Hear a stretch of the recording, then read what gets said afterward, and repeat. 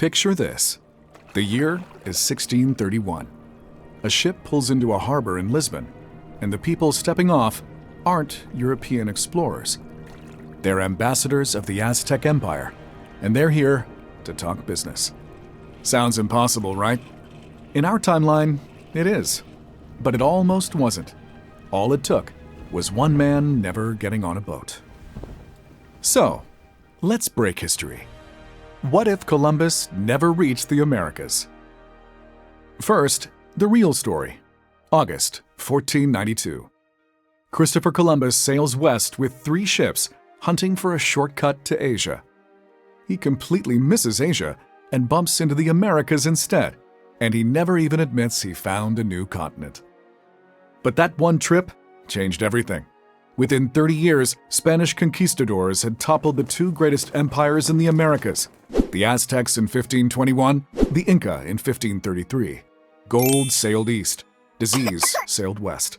In the world we live in today, it got built right on top of that one trip.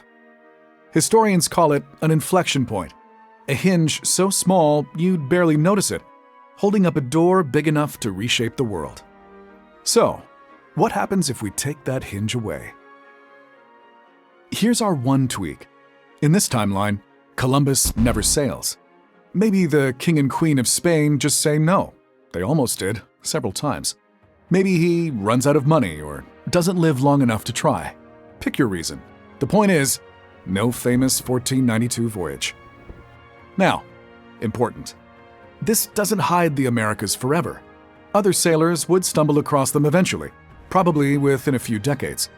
So the Americas aren't lost. They just get one thing they never got in our world: time. And as we're about to see, time changes everything. So, let's use this time wisely by meeting our 2 main characters. First stop, Tenochtitlan, capital of the Aztec Empire, year 1500. The city is built in the middle of a lake. Floating farms grow the food. Fresh mountain water runs in through stone pipes. Around 200,000 people live here. London, back in Europe, about 50,000. Yeah, let that sink in. The Aztecs ran their world through a team-up of 3 cities collecting tribute, basically forced payments, from everyone around them. Think of it as the most powerful group project in history. Now fly south into the Andes Mountains and meet the Inca. Their empire, Tawantinsuyu, stretches thousands of miles down the spine of South America, the biggest empire on the planet at the time. They've got 25,000 miles of roads, relay runners who carry messages like a human express delivery service, and a way of storing information on knotted strings called quipu, basically spreadsheets made of yarn. No iron tools, no money, no wheels for hauling, and they pulled all of this off anyway. These were not primitive people. These were superpowers. But every superpower has weak spots, and we can't skip over them. The Aztecs ruled by force, and a lot of the people paying them tribute hated it. In our world, those angry neighbors teamed up with the Spanish to bring the empire down. The Inca had a different problem. Right around the time Europeans arrived, 2 royal brothers were about to tear into a brutal civil war over the throne. And both empires shared the same bigger gaps: no steel, no horses, no gunpowder. But the deadliest weakness wasn't on any battlefield. It was invisible. The peoples of the Americas had never been exposed to old world diseases like smallpox. And no exposure means no immunity. Hold on to that one. It's going to matter more than anything else in this entire video. Okay, now the fun part. Speculation. I'll flag it clearly every single time we step off solid history, so you always know what's real and what's a what if. Here's a big one. With no conquest in the 1520s, the Aztecs and Inca get decades they never had in our timeline. What do they do with them? The most likely path? They keep doing what empires do: grow and fix their own problems. The Inca might settle that succession fight before it rips them apart. The Aztecs, under pressure from rebellious neighbors, might soften the harshest parts of their rule just to keep the peace, because empires bend when they have to. Give a strong, organized state 50 extra years, and it doesn't sit still. It gets stronger. Then, one day, the ships arrive anyway. But here's the twist that flips the whole story. In our world, Europeans hit the Americas right as these empires were divided and caught off guard, and rolled straight over them. In this timeline, the Europeans show up late to empires that are united, organized, and strong.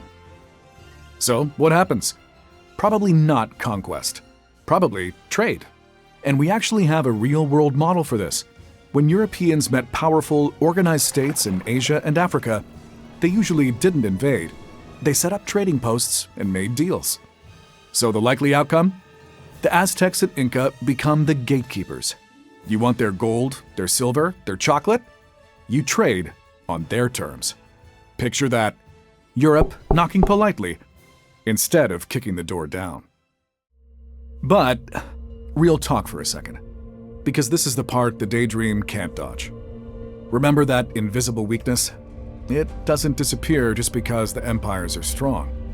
When contact happens, old world diseases come with it, and they could still kill a staggering number of people. There's no magic fix for that. But timing might soften the blow. In our world, disease, invasion, and total chaos all landed at the exact same moment, a triple punch nobody could survive. Here, with slow, controlled trade instead of sudden war, the sickness might arrive in smaller waves, with years to recover in between. Survivors pass on resistance. Leaders who see it coming might quarantine the sick.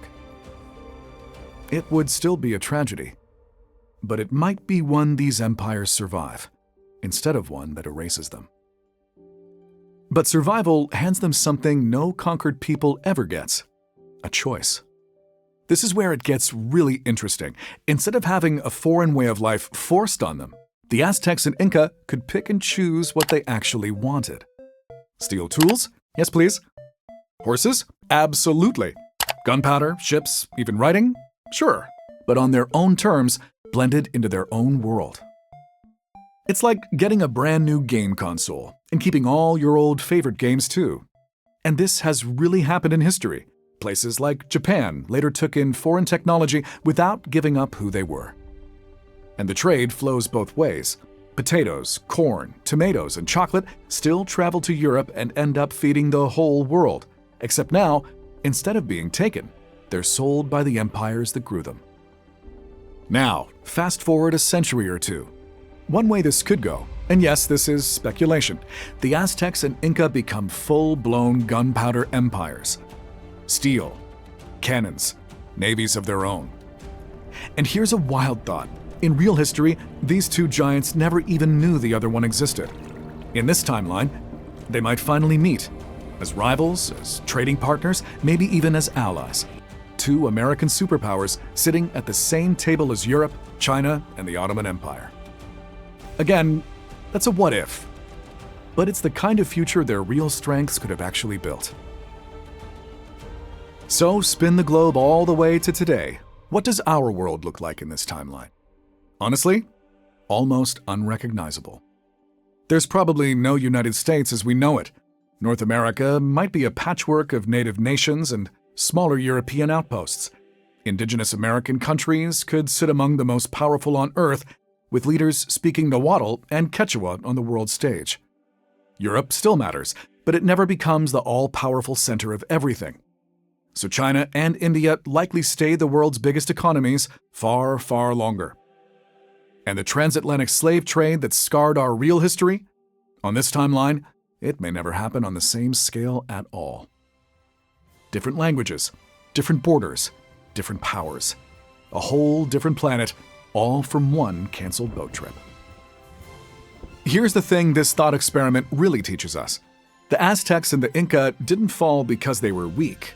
They fell because of timing, bad luck, and an invisible enemy they never saw coming. Change one voyage, and history bends into something completely new. That's how fragile the world we know really is, balanced on tiny moments, like whether one man ever stepped onto a boat. If you had fun breaking history with me, hit subscribe so you don't miss the next one. And tell me down in the comments, which empire do you think would have come out on top? And hey, we just opened the doors to our new merch shop. To celebrate the launch, drop the code INFWorld07 at checkout for 50% off. So hit that like button, subscribe, and keep watching this space. Because our world is hiding a lot more long-forgotten mysteries, and we plan to dig up every single one.